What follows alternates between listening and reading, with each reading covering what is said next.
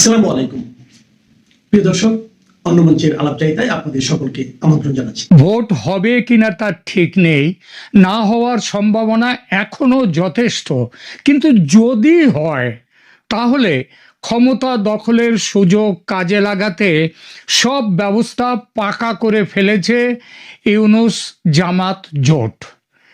আমার এই কথা শুনে কেউ বলতেই পারেন, এটা কেমন কথা?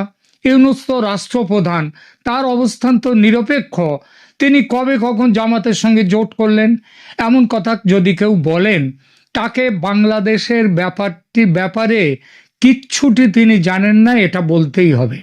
এই যে ন্যাশনাল সিটিজেন্স পার্টি বা এনসিপি, এটা তো ইউনূসের নিজের পার্টি, তাই তো এর নাম কিংস পার্টি। এই দল যখন জামাতের সঙ্গে জোট করে, তখন ইউনূস জামাত জোট ছাড়া কিছু বলা যায় কি? এই জোট ক্ষমতা ধরে রাখার জন্যে, মানে এতদিন তো বিনা নির্বাচনে ক্ষমতা রেখে দিয়েছে, এখন নির্বাচনের যদি হয় তাহলে নির্বাচনে এই জোট ক্ষমতা ধরে রাখার জন্য যা শুরু করে দিয়েছে সেটা অবাক করার মতো। এটা দেখলে বোঝা যাবে কেমন ভোট হতে চলেছে বাংলাদেশে।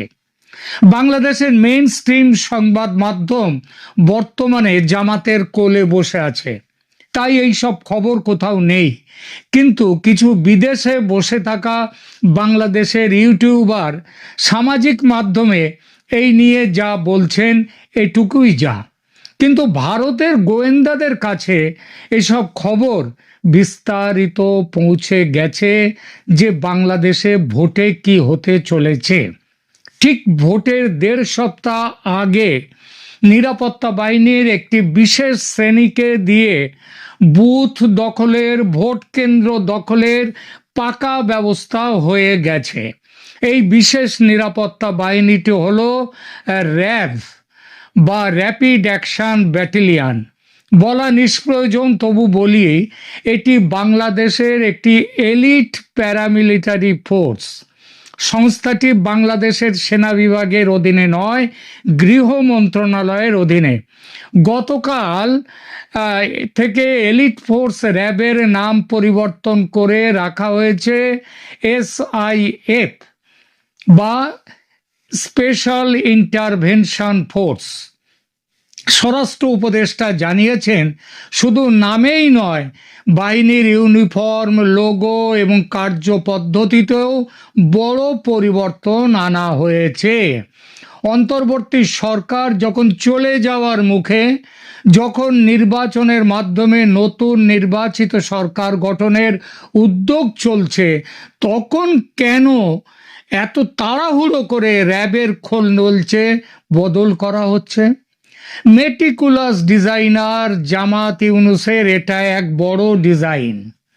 সেই ডিজাইনের আলোচনার আগে দেখা যাক, এই যে নির্বাচন অনুষ্ঠানের কথা চলছে, সেখানে দেশের নিরাপত্তা বাহিনীর সদস্যদের কিভাবে ব্যবহার করা হবে।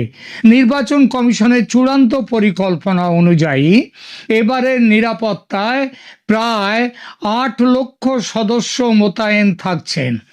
বিভিন্ন বাহিনীর ভূমিকা এরকম: সেনাবাহিনীর থাকবে 1 লক্ষ সদস্য, তারা স্ট্রাইকিং ফোর্স হিসেবে কাজ করবে, সরাসরি ভোট কেন্দ্রে থাকবে না, তবে জরুরি প্রয়োজনে ডাকলে তারা দ্রুত সাড়া দেবে। পুলিশ বাহিনীর 1.5 লক্ষ সদস্যকে ব্যবহার করা হবে। তারা কোথায় থাকবে? ভোট কেন্দ্রের বাইরে তারা টহল দেবে এবং এলাকার শান্তি শৃঙ্খলা বজায় রাখার কাজে থাকবে। এরপর বিজিবি বা বর্ডার গার্ডস বাংলাদেশ, এদের 35,000 সদস্য, তারা সীমান্ত জেলাগুলোতে এবং ঢাকার গুরুত্বপূর্ণ এলাকায় টহলদারি করবে। এরপর আনসার বা ভিডিপি, আনসার এবং ভিডিপি মানে ভিলেজ ডিফেন্স পার্টি, তার প্রায় 5.5 লক্ষ সদস্য থাকবে। প্রতিটি ভোট কেন্দ্রের অভ্যন্তরীণ নিরাপত্তা এবং ভোটারদের লাইন নিয়ন্ত্রণের প্রধান দায়িত্ব এদের হাতে, মানে এরা থাকবে বুথের ভেতরে। এদের হাতে সাধারণভাবে কোনো আগ্নেয়াস্ত্র থাকবে না। র্যাব বা পরিবর্তিত নাম SIF এর কথায় এবার আসি। এসআইএফ এর সদস্য সংখ্যা মোট 12,000-এর মতো। নির্বাচনে এদের কোনো নির্ধারিত ভূমিকা নেই। এদের ওপর দায়িত্ব ঝুঁকিপূর্ণ যে সমস্ত কেন্দ্র ও সন্ত্রাস দমন করবার জন্য বিশেষ মোবাইল টিম হিসেবে এরা কাজ করবে। আর এখানেই সরকারের বিশেষ পরিকল্পনা তৈরি হয়েছে। আগেই বলেছি, এদের পোশাক আশাক সব পাল্টে দেয়া হয়েছে। এই পোশাক পরিবর্তনের পেছনে একটা খুব বড় খেলা কাজ করছে। সেই খেলা যে খুব একটা গোপন রাখা গেছে তা নয়। খবর পাওয়া গেছে এসআইএফ এর সদস্যদের জন্য নতুন পোশাকের যত লাগবে তার অতিরিক্ত 20,000 অতিরিক্ত পোশাকের অর্ডার গেছে। এই অতিরিক্ত পোশাক দেয়া হবে কাদের কাদের জন্য আনা হচ্ছে? জামাত এনসিপি জোটের যে বিশেষ হারমাদ বাহিনী আছে তাদের জন্য। তারা এই ইউনিফর্ম ব্যবহার করে বুথ দখলের জন্য নির্দিষ্ট ভোট কেন্দ্রগুলোতে গিয়ে হাজির হবে, হামলা চালাবে। এই গুজব, মানে এটা যে গুজব বা অমূলক আশঙ্কা তা কিন্তু নয়। এই আশঙ্কার কথা পৌঁছে গেছে সেনাবাহিনীর কাছেও। আর সেটা নিয়ে সেনাবাহিনী, গোয়েন্দা সংস্থাগুলো এবং বর্তমান এসআইএফ মানে যারা র্যাব, সেই কর্তৃপক্ষ অত্যন্ত সতর্ক অবস্থানে রয়েছে। কারণ তাদের নজরের বাইরে এই 20,000 পোশাকের অর্ডার দেওয়া হয়েছে। সেই পোশাকগুলো পরে অন্যরা যাবে। গতকাল ওই হারমাদরা যাবে। গতকাল 3রা ফেব্রুয়ারি গাজীপুরের বিআরআরআই সম্মেলন কক্ষে 3 বাহিনীর প্রধানের এক গুরুত্বপূর্ণ বৈঠক হয়েছে। 3 সেনার 3 বাহিনী। নির্বাচনের ঠিক 9 দিন আগে এই ধরনের উচ্চ পর্যায়ের সমন্বয় সভা, এটা মূলত নিরাপত্তার যে নতুন যে একটা নিরাপত্তার সংকট এসছে সেই সংকট মোকাবিলা করার উদ্দেশ্যে। সেনাপ্রধান জেনারেল ওয়াকারুজ্জামান, নৌবাহিনী ও বিমান বাহিনী প্রধানদের উপস্থিতিতে এই বৈঠকে প্রধানত ইনএড টু সিভিল পাওয়ার এর আওতায় সেনাবাহিনী কিভাবে বেসামরিক প্রশাসনকে সহায়তা করবে তা চূড়ান্ত করা হয়েছে। বৈঠকে গাজীপুর, নরসিংদী ও নারায়ণগঞ্জ জেলার ডিসি, এসপি এবং বিভাগীয় পর্যায়ের কর্মকর্তাদের সাথেও সমন্বয় করা হয়। এই বৈঠকের মূল বার্তা কি? বাহিনীর সদস্যদের পেশাদারিত্ব, নিরপেক্ষতা এবং ধৈর্য বজায় রেখে জনগণের বন্ধু হিসেবে দায়িত্ব পালনের কঠোর নির্দেশ দেয়া হয়েছে। এসআইএফ এর পোশাক ব্যবহার করে হাতমাদ্রা বুথ দখল করে ছাপ্পা ভোট দিতে এলে কিভাবে সেটা রুখে দেয়া যাবে সেটা নিয়েও কিছু ব্যবস্থার কথা বলা হয়েছে। যদি অতিরিক্ত 20,000 পোশাক তৈরির কথা কেবলমাত্র গুজব হতো, তাহলে সেনা এই প্রতিরোধমূলক ব্যবস্থা কেন নিতে গেল? খবর মিথ্যে হলে এই ব্যবস্থা নেওয়ার কথাই উঠতো না, তাই নয় কি? পোশাক বিতর্কের প্রেক্ষিতে কি ব্যবস্থা নিচ্ছে সেনা? গতকাল কি ঠিক হয়েছে? গতকাল জেনারেল ওয়াকারুজ্জামানের সভাপতিত্বে সেনাবাহিনীর অফিসাররা গাজীপুর বৈঠকের সূত্র ধরে সিদ্ধান্ত নিয়েছে যে এসআইএফ এবং সেনাবাহিনীর নতুন ইউনিফর্মে বিশেষ হলোগ্রাম এবং কিউআর কোড সম্বলিত ডিজিটাল আইডি থাকবে। ফলে কোনো সিভিলিয়ান বা ক্যাডার তারা যদি বাহিনীর পোশাক পরে জালিয়াতি করতে চায়, তাৎক্ষণিকভাবে তাদের শনাক্ত করা সম্ভব হবে। কি বোঝা গেল সেনার এই সিদ্ধান্ত থেকে? বোঝা গেল পোশাক বিতর্ক, ওই 20,000 নতুন পোশাক, এক্সট্রা পোশাক তৈরি করে হারমাদদের দিয়ে দেওয়ার যে খবর, এটা কেবল ভিত্তিহীন খবর নয়, এটা বাস্তব। কিন্তু কথা হলো, সর্ষের মধ্যেই যেখানে ভূত, সেখানে ভূত তাড়াবে কে? প্রশ্ন ওঠে, কে এই হলোগ্রাম লাগাবে? সেনা নাকি সরকারের স্বরাষ্ট্র দপ্তর? কে এই জালিয়াতি ধরবে? কিভাবে ধরবে? এসব প্রশ্নের কোনো সদুত্তর নেই। অর্থাৎ মেটিকুলাস ডিজাইন নিয়ে প্রশ্ন উঠে যেতেই চোখে ধুলো দেওয়ার চেষ্টা শুরু হয়ে গেছে।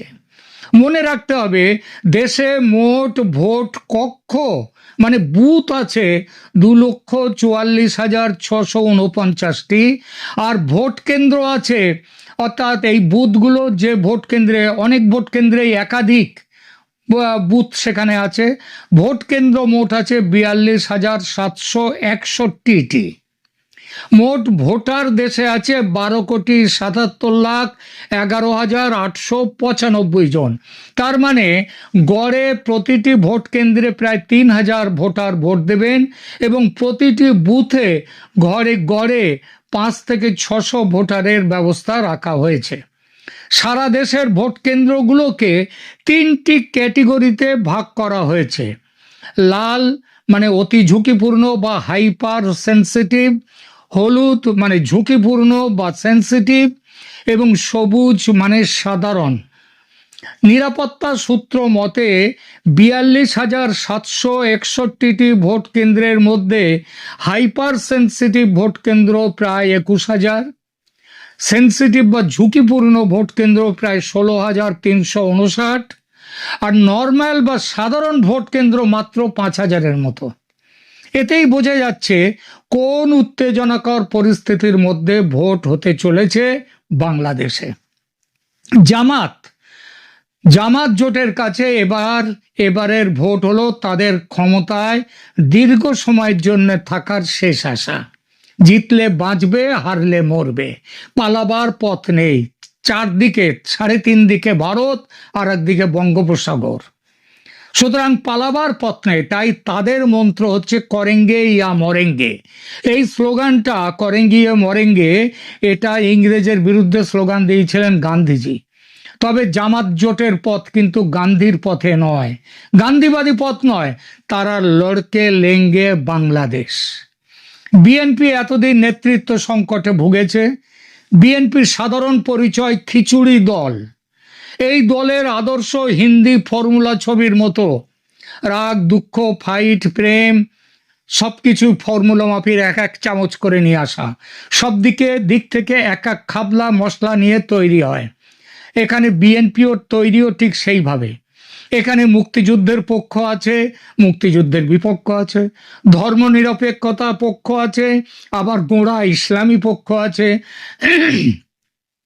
পাকিস্তানপন্থী আছে, আবার পাকিস্তানের বিরুদ্ধপন্থী আছে, ভারতপন্থী আছে, আবার ভারত বিদ্বেষী আছে। এই দলটি মাঠের লড়াইয়ে নেমেছে অনেক পরে। তারেক রহমান দেশে ফেরার পরও বেশ কয়েকদিন নাকে সর্ষের তেল দিয়ে ঘুমিয়েছে। ততদিনে জামাতের ঘর গোছানোর কাজ শেষ। সেজন্যেই জামাত জয়ের স্বপ্ন দেখছে, জয়ের দোরগোড়ায় পৌঁছে গেছে ভাবছে তারা। এবং সেটা ভাবনাটা খুব একটা মিথ্যেও নয়, এখন শুধু দরজা খোলার অপেক্ষা। সে কাজটুকু করার জন্য সব কিছু করতে তৈরি জামাত।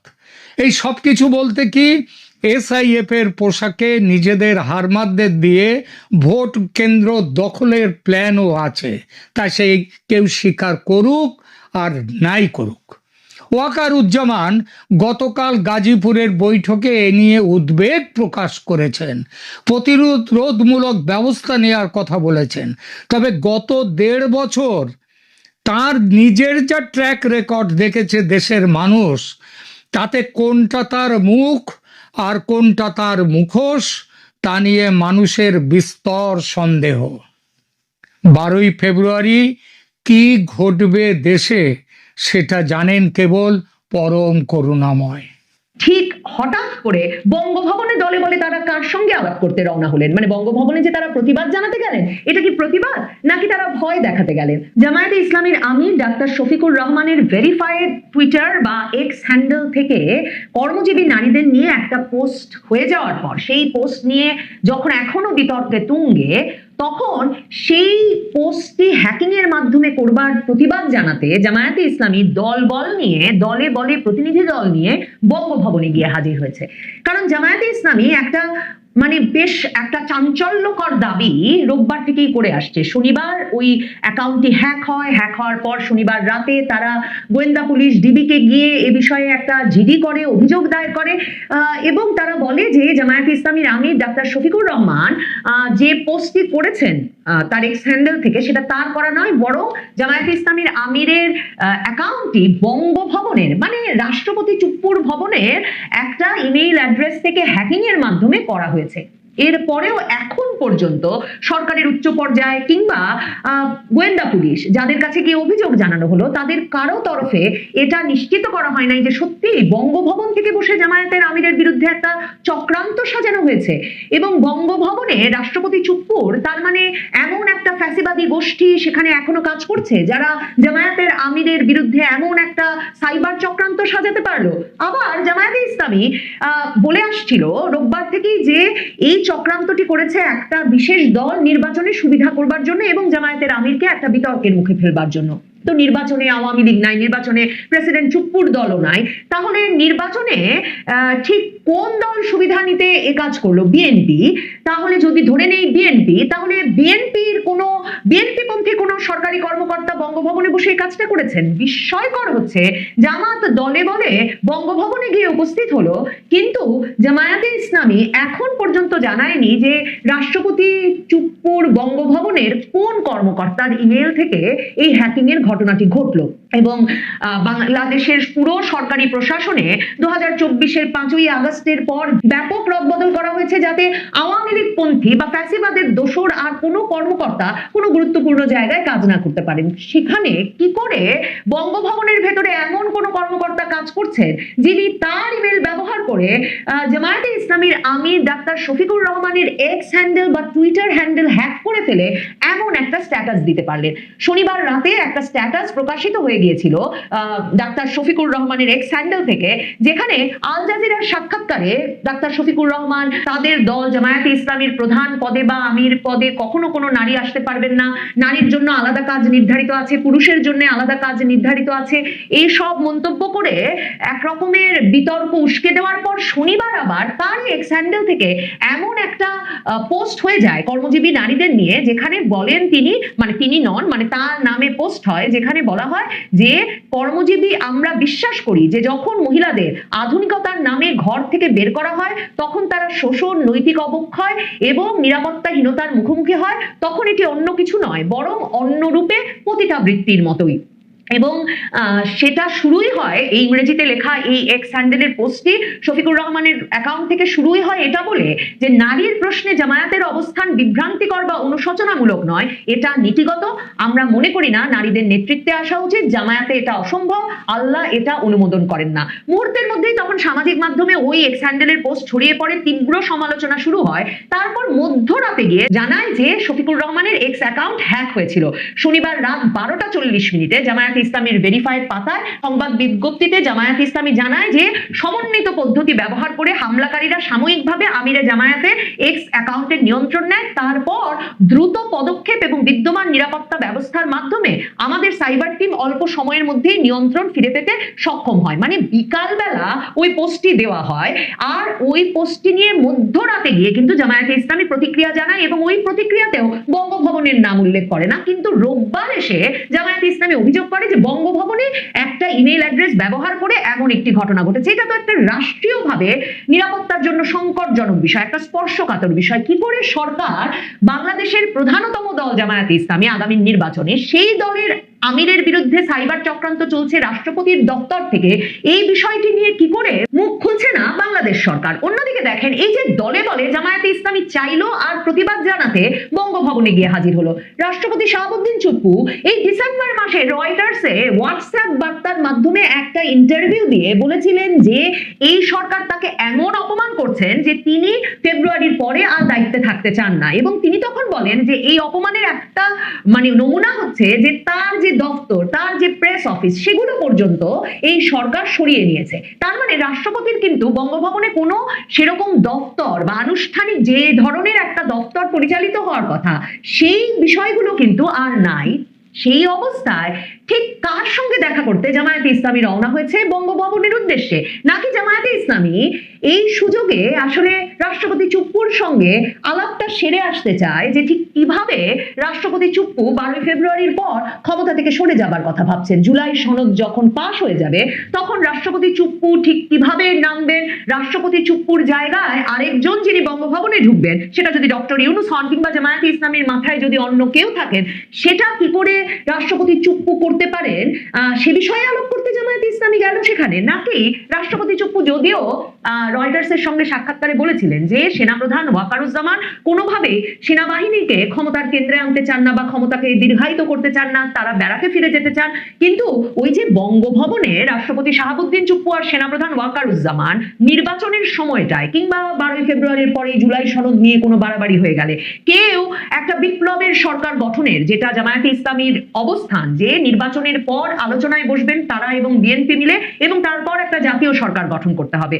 সেটা সংবিধান সম্মত নয় বলে যদি রাষ্ট্রপতি শাহাবুদ্দিন চুপ্পু আর সেনাপ্রধান ওয়াকারুজ্জামান বেঁকে বসেন, আবার যদি একটা জরুরি অবস্থা দেওয়ার পরিস্থিতি তৈরি হয়, কিংবা নির্বাচনটা যেমন সহিংস হবে বলে এমনকি যুক্তরাষ্ট্র ভাবছে, ভেবে তাদের নাগরিকদের সতর্ক করেছে যে নির্বাচনের দিনেও ভোট কেন্দ্রে ব্যাপক সহিংসতা হতে পারে, এমন কোনো ঘটনা ঘটলে রাষ্ট্রপতি কি করতে পারেন, তিনি এবং সেনাপ্রধান মিলে কোনো পদক্ষেপ গ্রহণের কথা ভাবছেন কিনা, সেসব বিষয়ে জানতে আর জামায়াতে ইসলামী একরকম প্রেসিডেন্ট শাহাবুদ্দিন চুপ্পু, যিনি কিনা একরকম অন্তরীণ আছেন বঙ্গভবনের ভেতরে, যার কোনো আসলে স্টাফ নাই, যার প্রেস অফিস নাই, যার কর্মকর্তা কর্মচারী সেখানে নাই, একরকমের গৃহবন্দী দশায় যে প্রেসিডেন্ট চুপ্পু সেখানে আছেন, জামায়াতে ইসলামী আগামী নির্বাচনের শক্তিশালী পক্ষ হিসেবে বঙ্গভবনে গিয়ে রাষ্ট্রপতি চুপ্পুকে ধমকে এলো না তো যে কি কি করলে তার কি কি হতে পারে আর তার সামনে কি পথ খোলা আছে, সেই বঙ্গভবনে যাওয়াটাকে একটা স্বাভাবিক চেহারা দিতে,